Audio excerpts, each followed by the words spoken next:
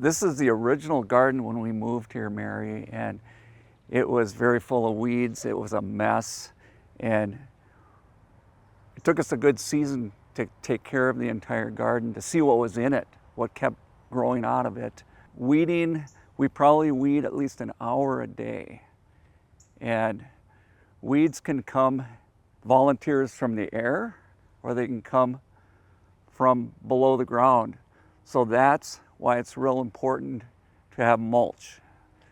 I see that. And what kind do you use? We use the hardwood mulch, and this brand happens to be Sunset Gold. And wow, mulch, what does mulch do?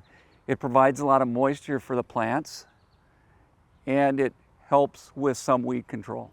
When we first moved here, our first order of mulch that we had delivered, 7 cubic yards, okay? So picture, this was most of the garden. Well, Sue, in her creativity, she's an artist. She has developed the entire yard. She's a pretty good salesperson, because how she sold the expansion of the garden was, Bob, you'll have less to mow. Well, let's think about this. First order mulch was 7 cubic yards. Our last order was 40. Okay, so we've expanded a little bit. Now, how about the mowing time? Over those 25 years, our mowing has reduced about 20 minutes. So not a super great return, but a great return from the beauty of the garden. And I'll just add this because we have some color in the mulch. We have color in the garden, and Sue is an expert. She's a conductor. She has different areas of the garden popping color-wise or blooming-wise, with the perennials or the annuals that she'll sprinkle in to add more color. In addition to mulch, composting is real important too. So whenever we expand a garden, we'll bring in compost, and that helps us not have to go out and buy so much topsoil when we keep expanding the gardens. Do you have trouble with critters? Critters. Well, it depends on, you're talking about the live ones or the statue critters. The statue rabbits, it's a love-hate relationship. Sue loves rabbits, the ones that don't move and don't eat. So yes, critters are a huge issue. We do live trap. And what have we caught over the years? Possum, raccoon, squirrel, rabbits, chipmunks, voles.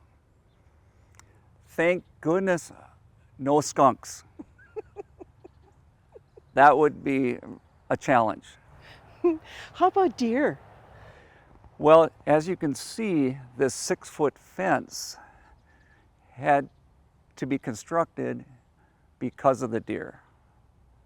So the deer, they have at it in the front yard, but to get around the rabbits that are the smart rabbits that don't go in the live trap, we use liquid fence, and that does a pretty good job for the deer and the rabbits. The fence does the greatest job for the deer, but liquid fence has worked out quite well.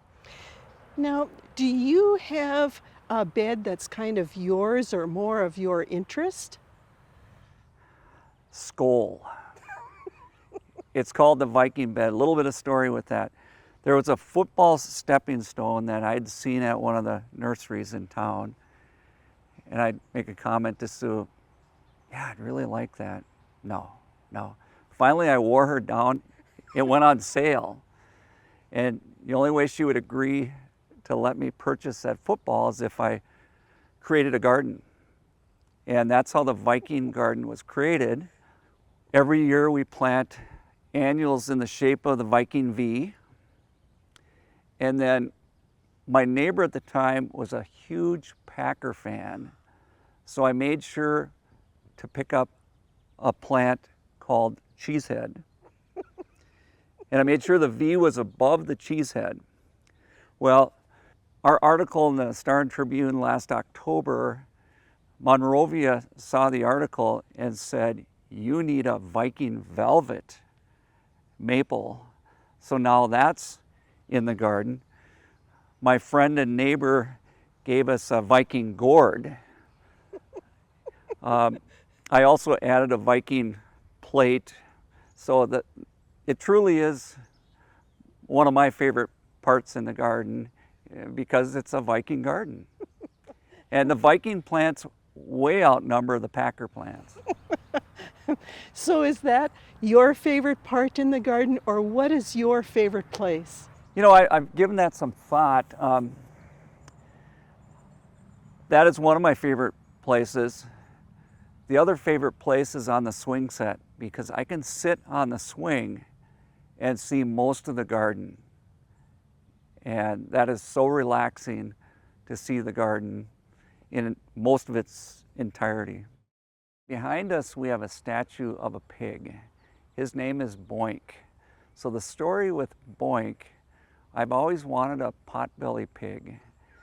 And finally, my son Matt and his wife Tess took up that offer, and I received Boink a year ago for a birthday. And you know what's nice about Boink, I don't have to bring him to the vet. And when we had Boink, he became famous right away. He ended up in the Minneapolis Tribune back in October. And that was one of the conditions. I really wanted a picture of Boink in the newspaper. So Boink is probably one of the more famous pigs around. How did they even find out about him? Well, I pointed him out. Okay.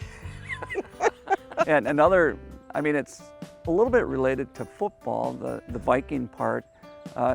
When a kicker kicks a field goal and it hits the upright, Boink. So he's close to the Viking garden.